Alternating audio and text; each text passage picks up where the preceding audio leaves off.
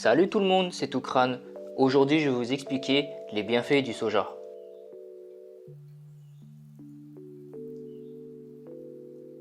Ne confondez pas le soja vert avec le soja jaune. Dans cette vidéo, je vais vous parler du soja vert ou haricot mongo qui s'apparente davantage sur un plan nutritionnel à de la salade verte.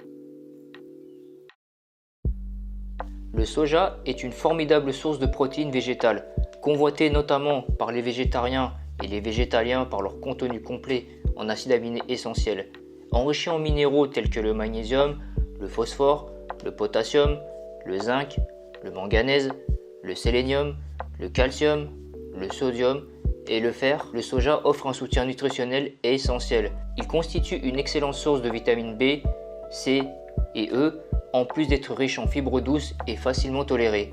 Le soja, par sa richesse en calcium, est bénéfique pour les os, les nerfs et les muscles, tout en apportant une énergie revitalisante pour combattre la fatigue. De plus, il contribue à équilibrer le niveau de sodium et de potassium dans l'organisme, tout en ayant un indice glycémique bas malgré sa teneur en amidon. Le soja joue un rôle dans la prévention du cancer du sein et peut réduire le risque de rechute. Il offre un soulagement des symptômes de la ménopause tels que les bouffées de chaleur. Il contribue à maintenir une bonne santé cardiovasculaire. Le tofu est une excellente alternative à la viande et représente une option saine. Les produits de soja, comme le lait, les yaourts et la crème, sont d'excellentes alternatives pour les personnes intolérantes au lactose ou allergiques aux protéines du lait de vache. Facilitant la digestion et peu calorique, le soja est bénéfique pour la prévention et le traitement du diabète. Optez pour du soja cultivé en France selon les normes de l'agriculture biologique pour éviter les variétés transgéniques largement utilisées dans le monde.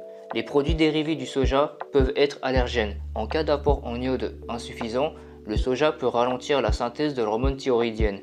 Il est préférable d'éviter le soja pour les enfants de moins de 3 ans, les personnes traitées pour hypothyroïdie et celles ayant des antécédents personnels ou familiaux de cancer du sein.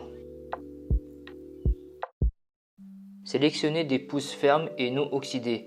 Vous pouvez aussi opter pour la germination des graines vous-même en utilisant des graines biologiques non OGM. Cela vous procurera les célèbres pousses de soja, des aliments d'une valeur nutritionnelle exceptionnelle.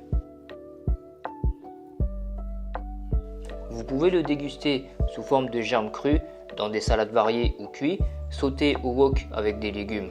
Les graines peuvent être cuites comme des haricots verts, en soupe, en purée ou utilisées pour préparer des pâtés végétaux. La farine de soja vert, donc graines broyées, est parfaite pour réaliser des crêpes. Conservez les graines dans un récipient hermétique, au sec, sans lumière ni humidité. Consommez les pousses de soja sous 8 jours en les gardant au réfrigérateur. Dans l'ensemble, les produits à base de soja ont des effets positifs sur la santé. Cependant, leur valeur nutritionnelle peut être altérée par les processus industriels et ils contiennent des antinutriments similaires à ceux du blé. Ces derniers peuvent affecter la thyroïde, mais les preuves varient sur ce point. Les produits à base de soja fermenté traditionnellement sont une source de protéines plus viable malgré ces antinutriments. En plus des antinutriments, le soja contient des composés qui imitent les hormones sexuelles féminines. Bien que la consommation de soja ait été associée à une réduction des hormones sexuelles chez les hommes et les femmes, ces effets sont généralement minimes et ne semblent pas entraîner de graves problèmes de santé ni de risque accru de cancer du sein. En fait, le soja pourrait même réduire le risque de certains cancers gastro-intestinaux. En conclusion, bien qu'il ne soit pas conseillé de faire du soja un aliment de base de votre alimentation, il n'y a aucune raison d'éviter le soja. Le tempeh, le natto, le miso et le tofu traditionnellement fermentés sont nutritifs, sûrs et bons pour la santé cardiovasculaire en petite quantité. Il pourrait être judicieux pour les enfants et les femmes enceintes ou allaitantes de limiter leur consommation de soja cependant, en raison des risques d'effets secondaires hormonaux. Cette vidéo est maintenant terminée, mais avant de partir, je vais vous laisser sur ce message. Une alimentation bienveillante est comme un élixir pour l'âme et le corps. Elle n'est pas simplement une source de nutrition, mais une offrande de vitalité. Les aliments bien choisis, comme des amis fidèles, nous accompagnent dans notre voyage. Ils nourrissent notre être, éclaircissent notre esprit et renforcent notre force intérieure.